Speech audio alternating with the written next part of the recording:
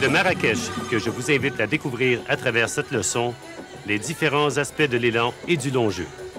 Tourné dans le cadre enchanteur des terrains de la Palmeraie et d'Amelkis, deux magnifiques parcours dessinés respectivement par Robert Trent Jones Sr.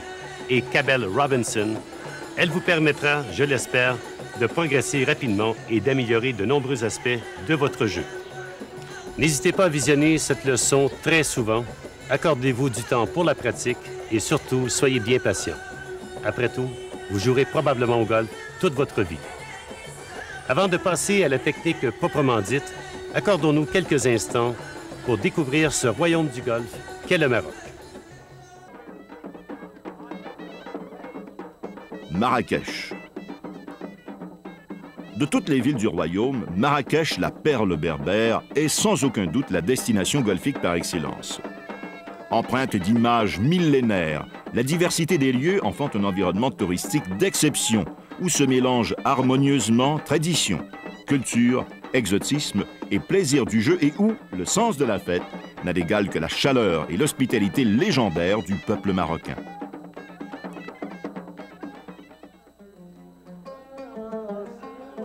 Le Royal Golf de Marrakech.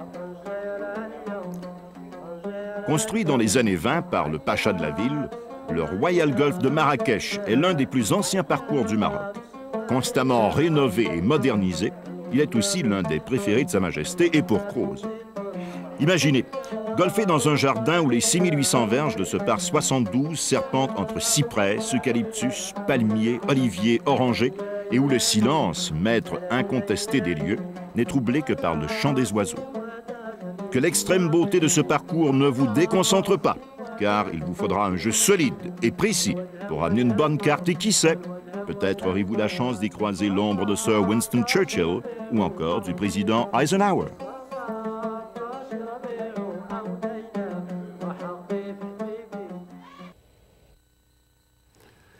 Il est très important d'établir une certaine routine avant l'exécution de chaque coup.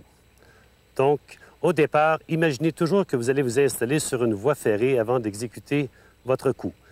La raille de devant, bien sûr, sert à l'alignement de la balle vers la direction désirée et la raille de ce côté-ci sert pour l'alignement du corps. Un point bien important, choisissez un point de repère devant la balle, idéalement un pied ou un pied et demi devant la balle qui va vous servir un peu comme une mire de carabine. C'est beaucoup plus facile de s'aligner vers une cible située à des centaines de pieds à partir d'un point de repère bien choisi à l'avance. De cette position maintenant, prenez d'abord le temps de vous placer derrière votre balle, de bien visualiser le coup et surtout de bien aligner votre balle avec le point de repère que vous avez choisi auparavant. Et de là, il s'agit tout simplement de faire un petit détour et de toujours se présenter face à la balle et au point de repère que vous avez choisi. Donc, le corps est déjà dans une position parallèle à la ligne d'envol. De cette position, laissez les pieds rapprochés. Prenez une position de main qui vous soit très confortable. On se penche vers l'avant. On forme un bon triangle, c'est-à-dire l'extension des bras par rapport aux épaules. Et finalement, on écarte les pieds en bonne position et on plie les genoux légèrement vers l'intérieur de façon à se sentir bien ancré, une position athlétique donc, avec le poids qui est surtout réparti sur la partie intérieure de vos pieds. De cette position, vous êtes prêt à faire feu. Panorama unique à Marrakech, le Palmeraie Golf Palace, un superbe hôtel 5 étoiles de luxe au pied du golfe de la Palmeraie.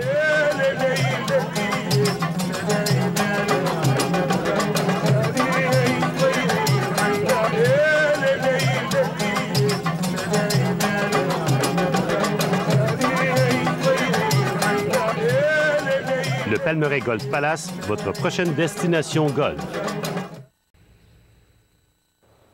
Si vous voulez être en mesure de répéter toujours le même élan, il faut d'abord vous assurer de respecter les 3 lois fondamentales de l'élan de golf. La première, il s'agit tout simplement de garder votre dos penché dans la position initiale pendant toute la durée de votre élan. Donc, lorsque vous prenez votre position de départ, on se penche vers l'avant, mais tentez toujours de garder le dos bien droit, donc de pencher à partir de la taille, un peu comme si on faisait un salut. Et de là, les bras sont tout simplement bien pendants. Donc, à partir de cette position, lors du mouvement arrière, le dos doit demeurer exactement dans la même position. ainsi qu'au retour lors du mouvement de descente. Au moment de l'impact, le dos demeure ni plus ni moins dans la même position penchée qu'on avait au départ.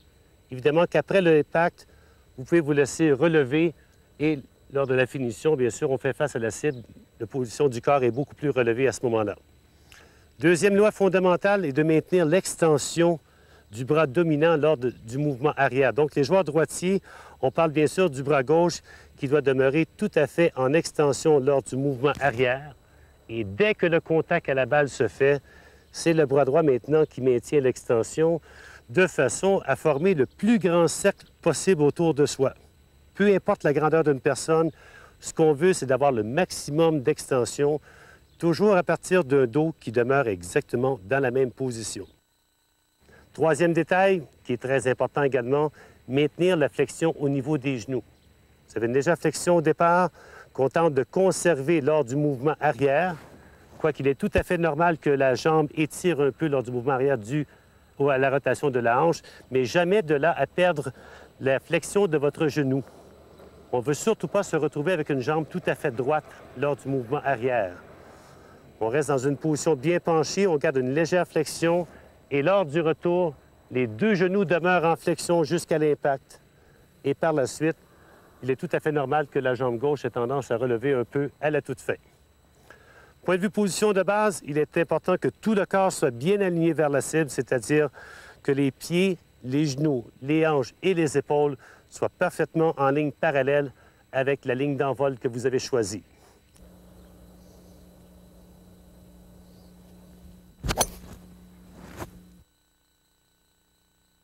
Donc, on travaille toujours en 3 étapes lorsqu'on veut apprendre à bien jouer au golf et de perfectionner son élan de golf, ni plus ni moins.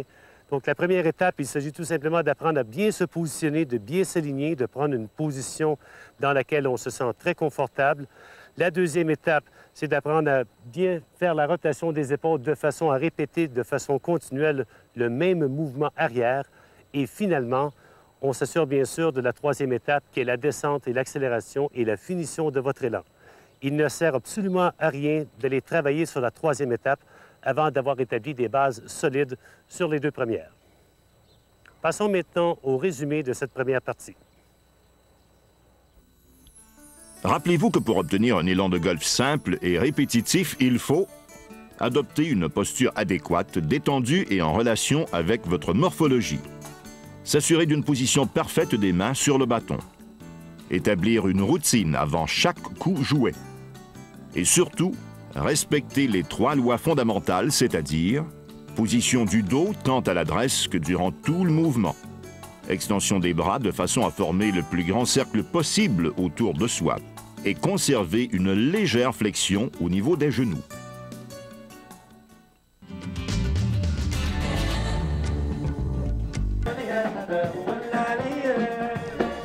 Pour bien préparer votre prochain voyage au Maroc, contactez l'Office national marocain du tourisme, 161 rue Saint-Honoré, 75 01 Paris, 01 42 60 63 50. 01 42 60 63 50.